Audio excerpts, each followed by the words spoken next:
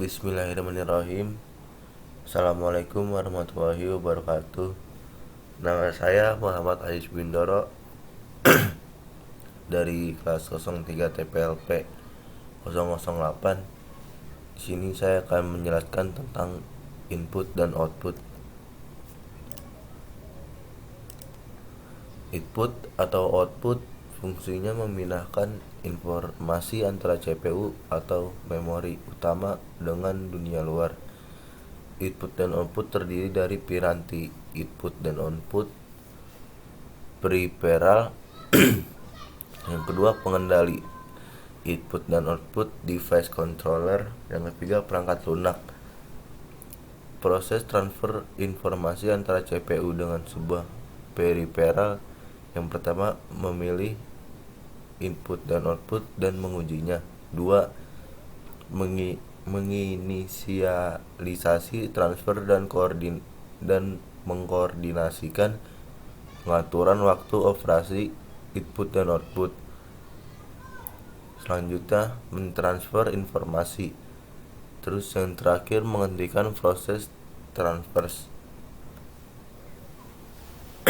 Klarifikasi piranti input dan output terdiri dari 3 kelompok. Yang pertama, kelompok yang memasukkan informasi input, contohnya keyboard, ADC, scanner. Yang kedua, kelompok yang menampilkan informasi output, contohnya video, monitor, dan printer. Yang ketiga, kelompok yang melayani input dan output, contohnya floppy disk. Terus mengakses input dan output terdiri dari 2 cara. Yang pertama, memori mapped input dan output. Piranti input dan output dihubungkan dengan lokasi memori virtual di mana port input dan output tergantung memori utama. Karakteristik. Yang pertama, port input dan output dihubungkan ke bus alamat. Yang kedua, piranti input sebagai bagian memori yang memberikan data ke bus data. Piranti output sebagai bagian memori yang memiliki data yang tersimpan di dalamnya. Yang ketiga, port input dan output menempati lokasi tertentu pada ruang alamat dan diakses seolah-olah adalah lokasi memori. Yang kedua, input dan output mapped input dan output atau input isolated. Piranti input dan output dihubungkan sebagai lokasi terpisah dengan lokasi memori, di mana port input dan output tidak tergantung pada memori utama. Karakteristiknya ada port input dan output tidak tergantung memori utama. Transfer informasi dilakukan di bawah kendali sinyal kontrol yang menggunakan instruksi input dan output. Operasi input dan output tergantung sinyal kendali dari CPU. Instruksi input dan output mengaktifkan baris kendali read atau write pada port input dan output, sedangkan instruksi memori akan mengaktifkan baris kendali read atau write pada memori. Dan yang terakhir, ruang memori pada ruang alamat input dan output menyatu sehingga dapat memiliki alamat yang sama. Kelebihan dan kekurangan. Yang pertama, input dan output mapped.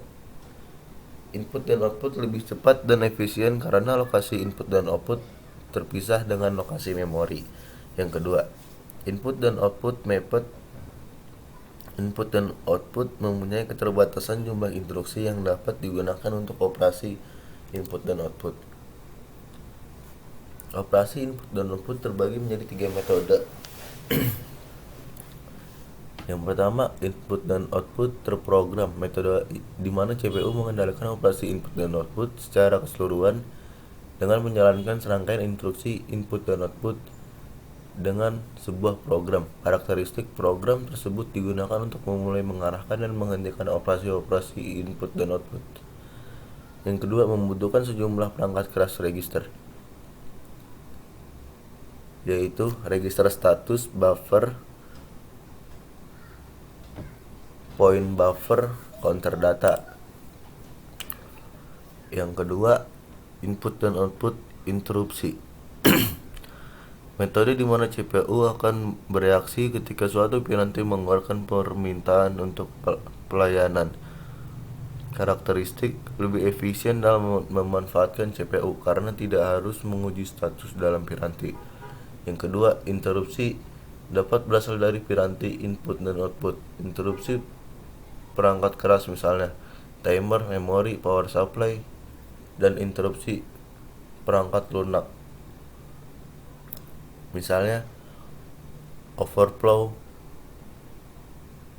opcode atau data yang ilegal, dan pembagian dengan nol. Ada dua interupsi. Yang pertama interupsi maskable, yang kedua interupsi non maskable. Dalam sistem komputer terdapat lebih dari satu piranti yang memerlukan pelayanan interupsi dapat digunakan metode yang pertama polling atau fault interrupt, yang kedua vector interrupt. 3. Direct Memory Access atau DMA. Metode transfer data secara langsung antara memori dengan piranti tanpa pengawasan dan pengendalian CPU. Yang pertama, skema transfer block DMA dual port. CPU dan DMA controller mengakses memori utama melalui MAR dan MBR dengan menggunakan sebuah memori utama dual port. Port 1 melayani CPU, port 2 melayani DMA controller. Yang kedua, skema transfer block DMA cycle stealing. Pencurian siklus hanya memerlukan sebuah memory port tunggal di mana CPU dan piranti input dan output beradu cepat pada basis asinkron. Prioritas utama akan diberikan pada piranti input dan output. Nah, ini sebagai gambar interfacingnya. Nah, ini sebagai keterangannya. Transfer data. Format transfer yaitu ada dua, parallel dan serial. Nah, mode transfer data ada synchronous mode dan di situ ada kelemahannya. Yang kedua ada asynchronous mode. Nah, di sini ada kelemahan dan kelebihannya. Lanjut ke sistem prosesor input dan output. Saluran input dan output merupakan sebuah prosesor khusus dengan kemampuan terbatas yang disusun untuk interface beberapa piranti input dan output ke memori.